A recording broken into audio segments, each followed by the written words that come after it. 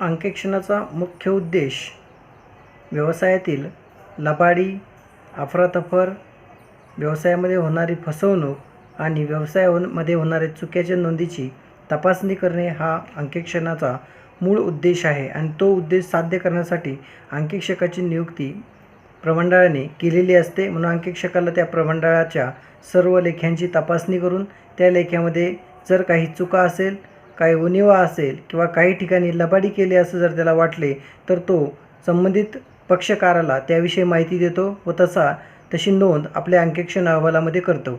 आता आपण या पुढचा भाग पाहणार आहोत. व्यवसायामध्ये धोका, कपट किंवा अफरातफर किंवा लबाडी जर झाली तर ती कशा प्रकारे केली जाते आणि अंकेक्षकाने ती कशा प्रकारे शोधावी हे अंकेक्षण या धोका, लबाडी आणि अफरातफर या पुढील युनिटमध्ये आपल्याला सिलेबसमध्ये दिलेले आहे.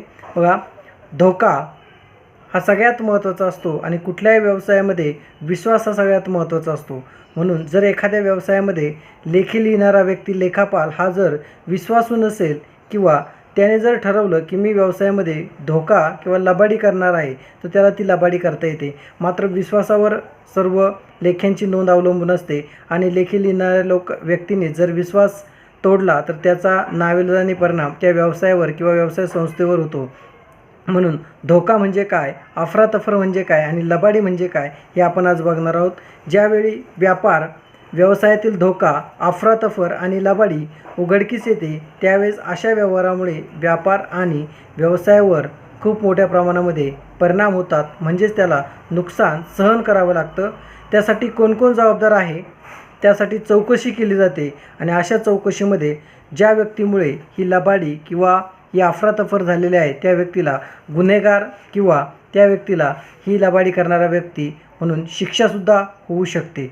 व एखाद्या व्यक्तीने जर एखाद्या व्यवसायामध्ये मोठ्या प्रमाणामध्ये लबाडी केली किंवा अफरातफर केली तर ती शोधून काढण्याची मुख्य जबाबदारी ही अंकेक्षकाची असते. म्हणून अंकेक्षकाने त्या व्यवहाराच्या मूळ पायापर्यंत जाऊन खरंच तो व्यवहार झालेला आहे की नाही, त्या व्यवहाराची सत्यता, त्याची सत्यापन करणे सर्वात गरजेचं असतं आणि त्या व्यवहारासाठी आवश्यक असणारे बीजके, प्रमाणन सर्वांची तपासणी करणं आवश्यक असते. आणि अशी तपासणी केल्यानंतर, सर्व लेखे तपासल्यानंतर जर अंकेक्षकाला वाटलं खरोखरच इथे कुठेतरी लबाडी झालेली आहे तर तो अशा वेळेस त्या व्यक्तीला लबाडी किंवा अफरातफर झालेली आहे असे सिद्ध जर झाले तर त्या व्यक्तीची माहिती त्या संबंधित पक्षकाराला किंवा नियुक्त केलेल्या अधिकाऱ्याला देत असतो. लबाडी किंवा अफरातफर कशी शोधायची तर त्याचे काही हे दिलेले आहे, पद्धती दिलेल्या. त्यातली पहिली पद्धती आहे कार्यपद्धतीचा आधार घेऊन धोक्याच्या संबंधी चौकशी करण्यासाठी काही कार्यपद्धती केलेल्या आहे. जर एखादा व्यवहार तपासताना किंवा तो व्यवहार चेक करताना जर अंकेक्षकाला असं वाटलं की इथं तरी कुठेतरी काहीतरी मोठ्या प्रमाणामध्ये लबाडी किंवा अफरातफर झालेली आहे तर तो काय करतो, चौकशी करतो आणि चौकशी आणती. त्यामध्ये जर का त्याला काही सत्यता आढळली तर तो काय करतो तर नंबर 1, व्यवसायाद्वारे कार्यान्वित केली जाणारी जमा खर्चाची पद्धती बघतो.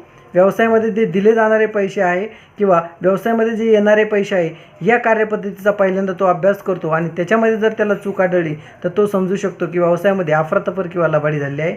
व्यवसायाद्वारे कार्यान्वित केली जाणारी जमा खर्चाची पद्धती एक आहे. नंबर 2, अंतर्गत नियंत्रण पद्धतीचे स्वरूप बघतो. या कंपनीमध्ये कोणत्या नियंत्रण पद्धती वापरलेली आहे आणि या नियंत्रण पद्धती वापरल्यामुळं जर व्यवसायामध्ये काही चुका होत असेल किंवा व्यवसायामध्ये जे लेखे लिहिले जातात त्याच्यामध्ये काही उणिवा राहत असेल तर त्याही पद्धतीचे स्वरूप तो काय करतो, सर्वप्रथम अभ्यास करतो आणि त्यावरून ठरवतो की लबाडी आहे की नाही. त्यानंतर नंबर 3, संभाव्य धोक्याचे स्वरूप बघतो. जर एखाद्याने अफरातफर केली, लबाडी केली तर त्याच्यामुळे किती संभाव्य धोके येऊ शकते याचासुद्धा अंदाज तो अगोदरच करतो. कारण त्याला जर व्यवसायामध्ये कुठं चुका होतात, लबाडी होतात याचं जर ज्ञान असेल तर तो प्रकर्षाने त्याच गोष्टीवर लक्ष देऊन ते शोधण्याचा जास्तीत जास्त प्रयत्न करतो. म्हणजे त्याचा वेळ वाया जात नाही. ज्या व्यवहारामध्ये चूक होण्याची शक्यता नाही किंवा ज्या व्यवहारामध्ये लबाडी करण्याची शक्यता नाही अशा व्यवहाराची तपासणी न करता ज्या व्यवहारामध्ये चूक किंवा लबाडी किंवा अफरातफर केली जाऊ शकते, फसवणूक केली जाऊ शकते त्या व्यवहारावर तो जास्तीत जास्त लक्ष केंद्रित करतो आणि अंकेक्षणाचे कार्य करतो. त्यानंतर धोका बघा, लबाडीनंतर एक धोका एक संकल्पना आहे, कारण एखाद्या व्यक्तीनं धोका दिला तर पुन्हा त्याला आपल्या व्यवसायामध्ये आपण कर्मचारी म्हणून नियुक्त करू शकत नाही, कारण त्याच्यावरला विश्वास तुटला की नंतर त्याने कितीही विश्वासाने वागण्याचा प्रयत्न केला तर संबंधित व्यक्तीला त्याच्याविषयी जाणीव होत नाही किंवा संबंधित व्यक्तीला त्याच्यावर विश्वास बसत नाही. म्हणून काही धोक्याचे प्रकार आपल्या याच्यामध्ये दिले आहे. बघा, धोक्याचे प्रकार पुढीलप्रमाणे. नंबर 1, रोख रकमेची अफरातफर. याला आपण लबाडी म्हणू किंवा अफरातफर म्हणू किंवा चूक म्हणू. बघा, पहिलं आहे रोख रकमेची अफरातफर. बघा, धोका कुठं दिला जाऊ शकतो तर ज्या ज्या ठिकाणी व्यवसायामध्ये, ज्या ज्या ठिकाणी प्रमंडळामध्ये रोख व्यवहार केले जातात त्या त्या ठिकाणी धोका होण्याची जास्त शक्यता असते, कारण रोख व्यवहाराची शक्यतो जास्तीत जास्त ठिकाणी नोंद होत नाही आणि त्यामुळे त्याच्यामध्ये लबाडी किंवा अफरातफर मोठ्या प्रमाणामध्ये करता येते. जमा झालेली रक्कम आणि संबंधित व्यक्तीला दिलेली रक्कम यामध्ये मोठ्या प्रमाणात तफावत असू शकते आणि त्याची नोंद 1-2 ठिकाणी झालेल्या असल्यामुळं त्याच्यामध्ये जास्त प्रमाणामध्ये धोका आपल्याला करता येतो. म्हणून बऱ्याचशा व्यवसायामध्ये जिथे जिथे रोख व्यवहाराचा संबंध आलेला आहे, त्या ठिकाणी पैशाचा संबंध आलेला आहे, त्या ठिकाणी मोठ्या प्रमाणामध्ये धोके निर्माण झालेले आहे आणि अशा ठिकाणी लबाडी किंवा कपट मोठ्या प्रमाणात झाले. पण रोख रकमेचे व्यवहार शक्यतो प्रमंडळ टाळण्याचा प्रयत्न करतात, त्याऐवजी बँके थ्रू किंवा ऑनलाईन व्यवहारावर जास्तीत जास्त भर दिला जातो, कारण त्या ठिकाणी लबाडी किंवा अफरातफर होण्याची शक्यता कमी किंवा अत्यल्प प्रमाणामध्ये असते. त्यानंतर वस्तूची अफरातफर. आता रोख रकमेची अफरातफर आपण बघितली, त्यानंतर आहे वस्तूची अफरातफर. माल ज्यावेळेस एखाद्या कंपनीमध्ये उत्पादित होतो, प्रोडक्शन लाईनवरून माल गोडाऊनला पाठवला जातो आणि गोडाऊननंतर तो माल BSR किंवा डिस्पॅच डिपार्टमेंटमार्फत मार्केटमध्ये विक्रीसाठी पाठवला जातो किंवा होलसेलर विक्रेत्याकडे पाठवला जातो. या प्रक्रियेमध्ये बऱ्याच ठिकाणी वस्तूची अफरातफरही झालेली दिसते. उदाहरणार्थ, जर एखाद्या गाडीमध्ये जर 100 फ्रीज लोड करायचे असेल तर 100चं बिल तयार केलं जातं. प्रत्यक्षाने त्या गाडीमध्ये 110 फ्रीज लोड केले जातात आणि गेटवरून फक्त 100 फ्रीजची एंट्री होती आणि 10 फ्रीजची अफरातफर केली जाते आणि मार्केटमध्ये जेव्हा 10 फ्रीज जाते, त्या 10 फ्रीजच्या विक्रीतून जे काही 1 लाख रुपये किंवा 2 लाख रुपये मिळतील ते 2 लाख रुपये पुन्हा दुसऱ्या मार्गाने कंपनीच्या त्या संबंधित व्यक्तीला मिळतात. अशा प्रकारे वस्तूची सुद्धा मोठ्या प्रमाणामध्ये अफरातफर केली जाते आणि ती शोधण्यासाठी अंकेक्षकाला सगळ्यात महत्त्वाचं आहे उत्पादन किती झालं, प्रत्यक्षामध्ये बाजारपेठेमधून मागणी किती आली तर त्यांनी जी ऑर्डर दिलेली आहे परचेस ऑर्डर, ती परचेस ऑर्डरमध्ये किती नगसंख्या आहे आणि हे तपासून खरंच एवढी नगसंख्या आपल्या स्टोअरमधून किंवा प्रोडक्शन विभागामधून डिस्पॅच झालेली आहे का याची सुद्धा तपासणी करणं अंकेक्षकाचं सर्वात महत्त्वाचं काम असतं. जर अशी तपासणी केली नाही तर वस्तूची मोठ्या प्रमाणामध्ये अफरातफर होते आणि बऱ्याचशा कंपन्यांमध्ये वस्तूच्या मोठ्या प्रमाणामध्ये जर अफरातफर झाली तर मग शेवटी काय करायचं, ज्यावेळेस वर्षाच्या शेवटी जो स्टॉक आहे त्या स्टॉकचं कॅल्क्युलेशन केलं जातं, क्लोजिंग स्टॉक काढला जातो, त्यावेळेस बऱ्याचशा कंपन्या काय करतात, त्या गोडाऊनला आग लावतात किंवा आगीमध्ये माल भस्मसात झाला असं दाखवतात, पण प्रत्यक्षाने त्यांनी ऑलरेडी तो माल दुसऱ्याला अफरातफर करून मोठ्या प्रमाणामध्ये विकलेला असतो आणि आता स्टॉक रजिस्टरशी माल मिळता जुळता नसतो. मग काय करायचं तर पर्यायाने हा मार्ग अवलंबला जातो आणि पर्यायाने बऱ्याचशा गोडाऊनचा पुन्हा विमा काढला जातो आणि विम्याच्या रकमेतून नुकसान भरपाई करून घेतलं जातं. पण हाही अफरातफरीचाच एक प्रकार आहे आणि हा टाळण्यासाठी वस्तूची अफरातफर होती का हे बघण्यासाठी सुद्धा अंकेक्षकाला सर्व बाजूने त्या व्यवसायाची तपासणी करणं सगळ्यात महत्त्वाचं आहे. हाही एक लबाडीचा प्रकार आहे किंवा अफरातफरीचा प्रकार आहे. त्यानंतर नंबर 3, प्रतिभूतीची अफरातफर. प्रतिभूती म्हणजे काय तर कर्जरोखे असेल, शेअर्स असेल, अशा अनेक मार्गाने कंपनीमध्ये पैशाची किंवा भांडवल निर्मितीसाठी वस्तूंची देवाणघेवाण केली जाते किंवा प्रतिभूतींची देवाणघेवाण केली जाते. या प्रतिभूती किंवा शेअर्स किंवा जे काही कर्जरोखे असेल यामध्ये सुद्धा प्रत्यक्षात कंपनीने 10 लाख रुपयेच कर्जरोखे किंवा कर्ज घेतलेलं असतं, पण रजिस्टरला 30 लाख रुपये कर्ज दाखवलेलं असतं. जे एक्स्ट्राचे 20 लाख आहे तो प्रॉफिट लपवण्याचा एक प्रकारे प्रयत्न केलेला असतो आणि अशाही अफरातफर शोधणं अंकेक्षकाचं सर्वात महत्त्वाचं काम असतं. म्हणून अफरातफर शोधण्यामध्ये अंकेक्षकाला सगळ्यात महत्त्वाची भूमिका बजावावी लागतात. त्यानंतर नंबर 4 आहे खात्यामधील कौशल्यपूर्व लबाडी. आता सगळ्यात महत्त्वाचं असतं की बँकेचं खाते असतात आणि अशा खात्यामध्ये किंवा कंपनीचे जे वैयक्तिक खाते आहे, आता बँकेच्या खात्यामध्ये शक्यतो लबाडी अफरातफर करता येत नाही, कारण त्याची दोन्ही ठिकाणी नोंद असते, एक तर पासबुकवर असते आणि एक तर बँकेच्या कॅशबुकमध्ये असते. म्हणून तिथं लबाडीला किंवा अफरातफरीला वाव नाही. मात्र कंपनीतले जे विविध खाते आहे, विभाग आहे, सेल्स विभाग असेल, परचेस विभाग असेल, सेल्स रिटर्न विभाग असेल, परचेस रिटर्न विभाग असेल, अशा विभागामध्ये मोठ्या प्रमाणामध्ये अफरातफर किंवा लबाडी करता येतात.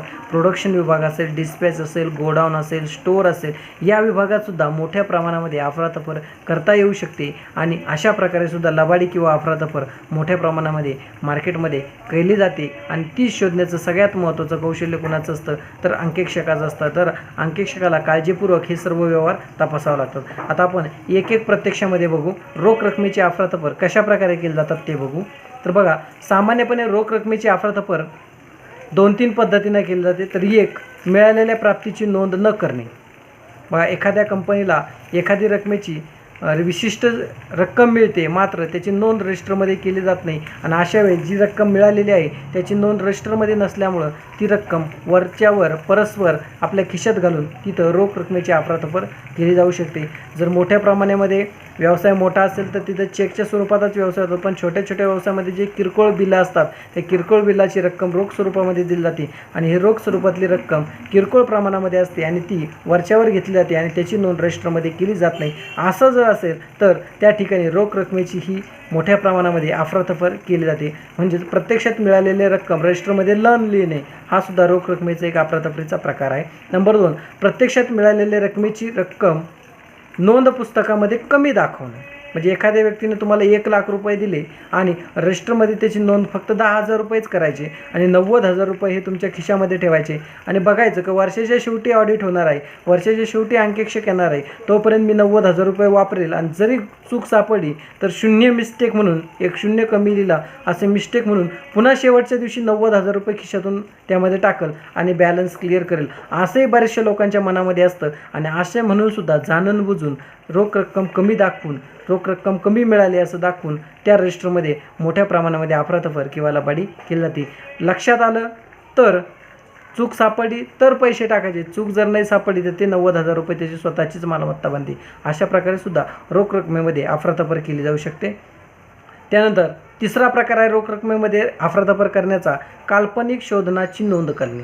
जे व्यवहार घडलेच नाही किंवा जे व्यवहार घडण्याची शक्यता पण नाही अशा एखाद्या काल्पनिक व्यवहाराची आपल्या रोख रकमेच्या रजिस्टरमध्ये नोंद करायची आणि ती रक्कम आपल्या घशामध्ये किंवा आपल्या खिशात ठेवायची आणि संबंधित मालकापर्यंत ते जाऊ द्यायचं नाही. अशा प्रकारे सुद्धा काल्पनिक जे ट्रान्झॅक्शन आहे जे घडलेच नाही त्याचेसुद्धा मोठ्या प्रमाणामध्ये नोंद केलं जातं. उदाहरणार्थ जर सांगायचं झालं तर कंपनीमध्ये जे वर्कर लोक असतात किंवा प्रमंडळामध्ये जे कर्मचारी लोक असतात त्यांचा जेवणाचा खर्च जर त्यांना जेवण कंपनीमध्ये दिलंच जात नसेल पण तरी त्यांना कंपनीतून जेवण दिलं जातं, त्याची नोंद 1-2 लाख रुपये बॅलन्स शीटमध्ये दाखवलेली असते किंवा प्रॉफिट अँड लॉसमध्ये दाखवलेलं असते.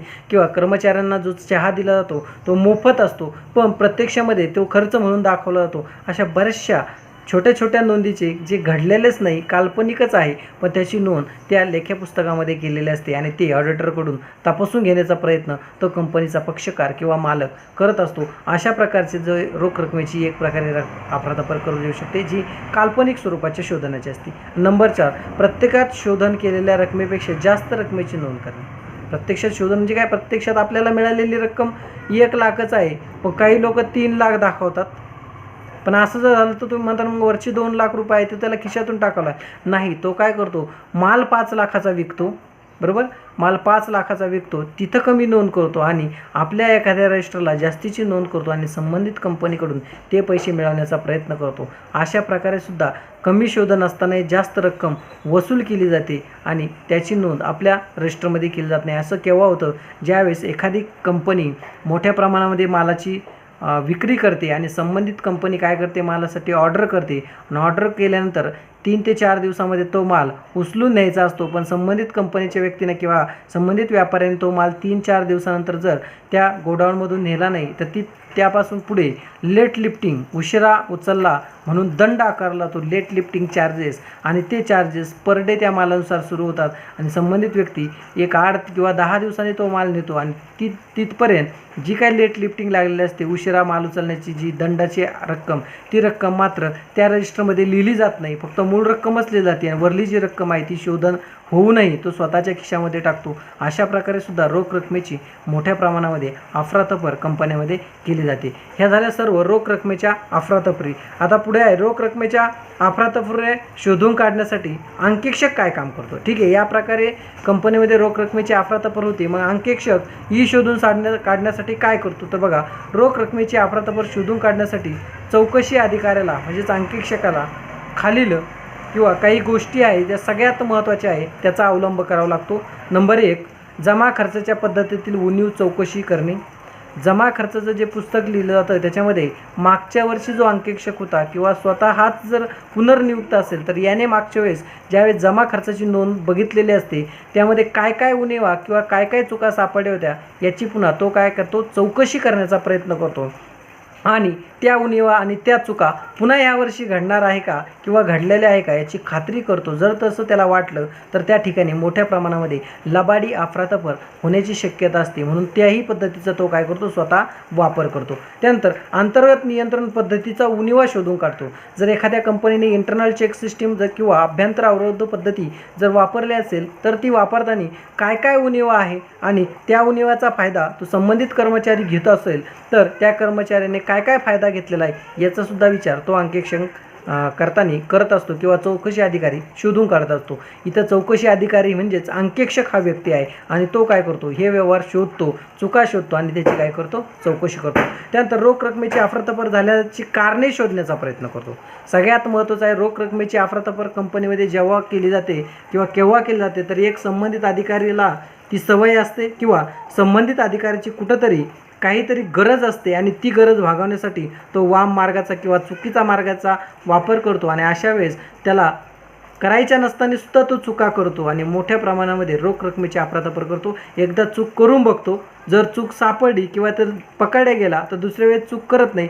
पण जर एक वेळेस चूक केली, पकडल्या गेला नाही तर पुन्हा दुसऱ्या वेळेस चूक करतो, पुन्हा तिसऱ्या वेळेस करतो आणि नंतर त्याला खात्री पडते की आपण केलेली चूक कोणीच शोधू शकत नाही किंवा कोणीच सापडू शकत नाही आणि नंतर वारंवार चुका करण्याची त्याची सवय ही आणखी दृढ बनत जाते आणि त्याला तिचा सवय लागते आणि मोठ्या प्रमाणामध्ये तो काय करतो, अफरातफर करण्याचा प्रयत्न करतो. बऱ्याचशा कंपन्यामध्ये कर्मचाऱ्याकडून मोठ्या प्रमाणामध्ये काम करून घेतलं जातं, त्यांच्या कार्यक्षमतेचा पुरेपूर वापर केला जातो. मात्र त्यांना मिळणारं जे मानधन असतं ते अत्यल्प असतं किंवा कमी असतं. अशा वेळेससुद्धा कर्मचाऱ्याची मानसिकता ही हलाखीची बनते किंवा मानसिक तणाव दूर करण्यासाठी तो मोठ्या प्रमाणामध्ये भ्रष्टाचार किंवा अफरातफर किंवा लबाडी करण्याचा योजना आखतो आणि अशा प्रकारे सुद्धा तो रोख रकमेची काय करू शकतो, अफरातफर करू शकतो. पण अफरातफर का झाली याचं कारण शोधणं सगळ्यात महत्त्वाचं असतं आणि कारण जर सापडलं तर पुढच्या वेळेस अफरातफर होणार नाही याची काळजी संबंधित पक्षकाराला घ्यावी लागते आणि त्या प्रकारे अंमलबजावणी काही किंवा योजना पक्षकाराला